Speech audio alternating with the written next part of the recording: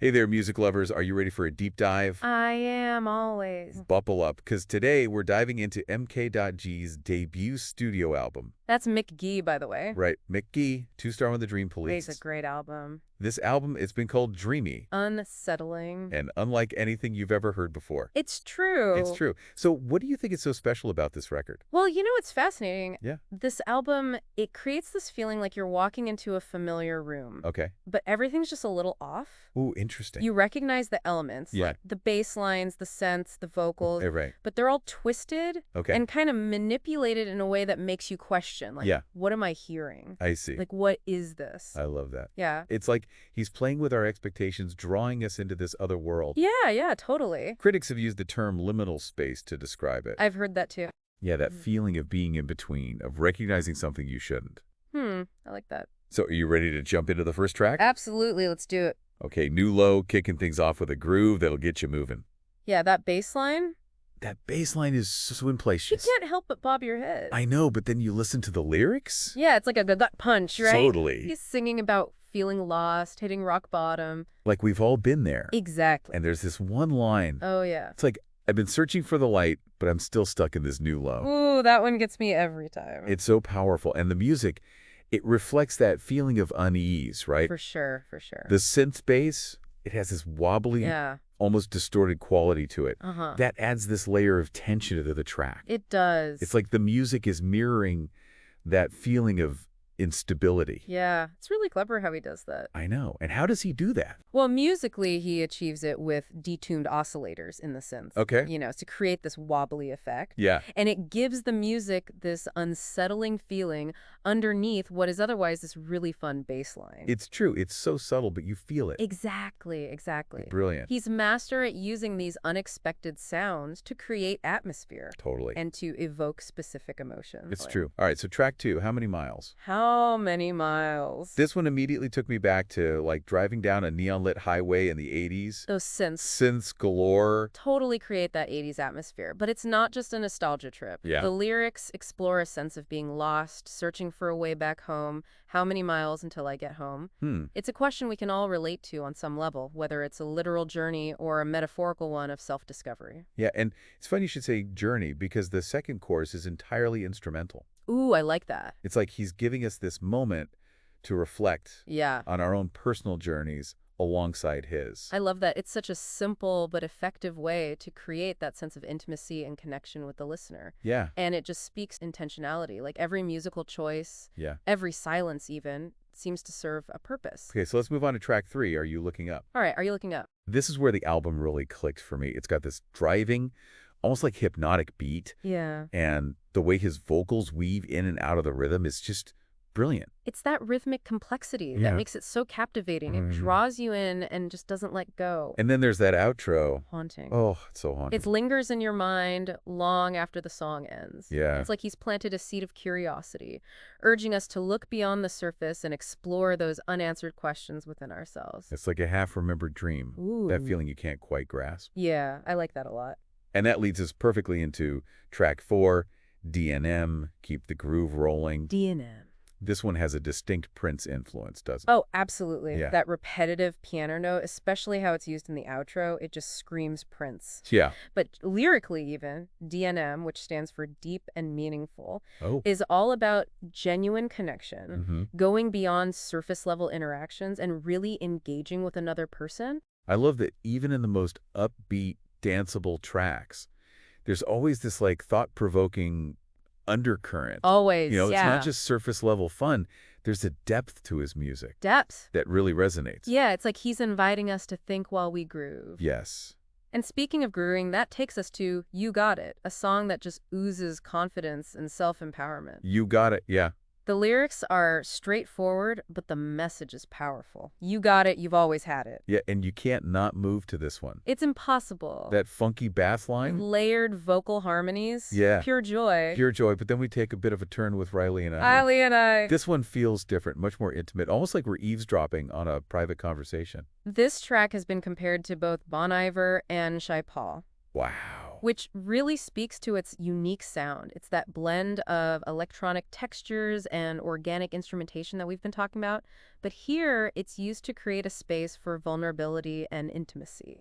The percussion on this track is fantastic, by the Oh, way. it's so intricate Yeah, and yeah. layered, creating this like hypnotic rhythm that pulls you in. Yeah, and his vocals are so soft, almost whispered at times. It's like he's letting us in on a secret. Yes! And that intimacy makes the lyrics even more powerful. He's singing about connection, Yeah. about finding solace in another person. It's a beautiful moment of tenderness amidst the album's more energetic tracks. It is. Yeah. Okay, so we're halfway through the album. Halfway there. Candy, track 7. Candy. This is probably the catchiest song on the whole album, wouldn't you say? I would say so. Yes, it's got that like infectious 80s energy, but with a modern twist. It's like if Prince and Daft Punk had a love child. I know, right? This one gets stuck in my head for days.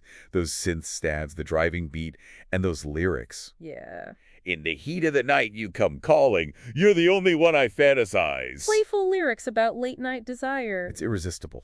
It's just irresistible. But then I Want comes in and just totally flips the script. Oh, what? Suddenly we're in this like moody, introspective space. It's a brilliant transition, and I Want really showcases vocal range. Yeah. The way he layers his vocals creates this haunting, almost ethereal effect. It's like he's having a conversation with himself, grappling with these like conflicting desires. Yeah, it's like that feeling of like wanting something so badly, but not knowing if it's good for you. Yes. And then that guitar solo kicks in. Oh, yeah. And it's just like this burst of pure, unadulterated emotion, just raw and powerful. That guitar solo is just a moment of pure release. Yes. It's like all the tension that's been building up throughout the song finally breaks free. And it's interesting because he has talked about his love for those big moments in music, but how they don't always have to be huge, bombastic sounds. Right. It's more about the implication, the feeling of something massive lurking beneath the surface. He's playing with our expectations. Exactly. It's like he's saying, imagine how epic this could be. Yes. And letting our minds fill in the gaps. Exactly. Wow. And it speaks to his background as a jazz musician. He understands the power of restraint, letting the music breathe and evolve organically. Okay, which brings us to Alessis. Alessis. And that's pronounced Alisas. Alisas, yes.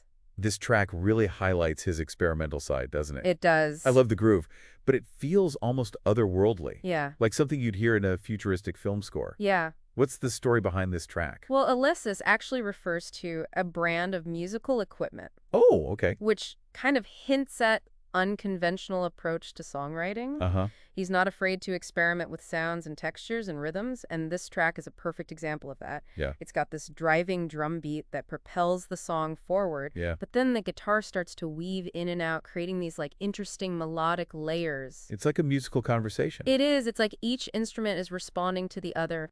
Yeah, it's really cool. It's like he's creating his own sonic language. It is. He is. So then we go to Break the Spell. Break the Spell. Which has this incredible soulful vibe. It does. Again, I feel like I recognize the rhythm, but I can't quite place it. That's the liminal effect in action again. There it is. He's a master at blending familiar and unfamiliar elements to create something entirely new.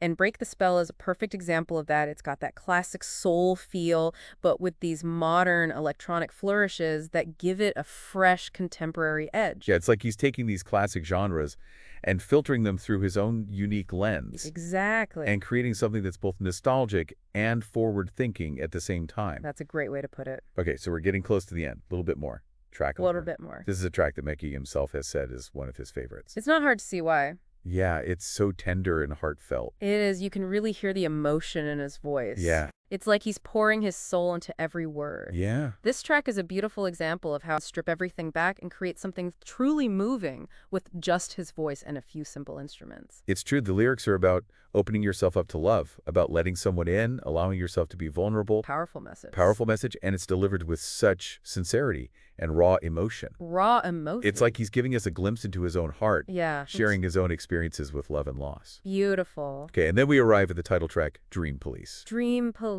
This one feels like stepping into a different dimension. This track is a sonic journey. It is. It starts with this hypnotic, almost whispered vocal, and then gradually builds into this like swirling atmospheric electric soundscape that feels both familiar and otherworldly at the same time. Yeah, yeah. It's like he's taking us on a tour of his subconscious mind, Yes. exploring the boundaries between dreams and reality. It's like he took all the sounds and emotions from the previous tracks Yeah, and distilled them into this one, like, epic, mind-bending experience. it's the perfect way to close out the album, Yeah. leaving us feeling both exhilarated and contemplative. It's a truly unforgettable It experience. is. And it speaks overall vision for the album, It does. you know? Yeah. He's created this world that's both inviting and challenging, familiar and strange. A world that you want to get lost in, Yeah. to explore and discover all its hidden depths. And that's what makes this album so special. It's not just a collection of songs, it's a sonic adventure. Exactly. And, I think that's one of the things Yeah. that makes his music so powerful. What do you think that is?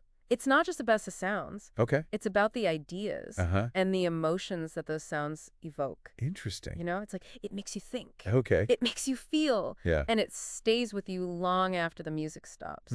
That's deep. I like that. Yeah. So, as we wrap up our deep dive into Two Star and the Dream Police, Okay.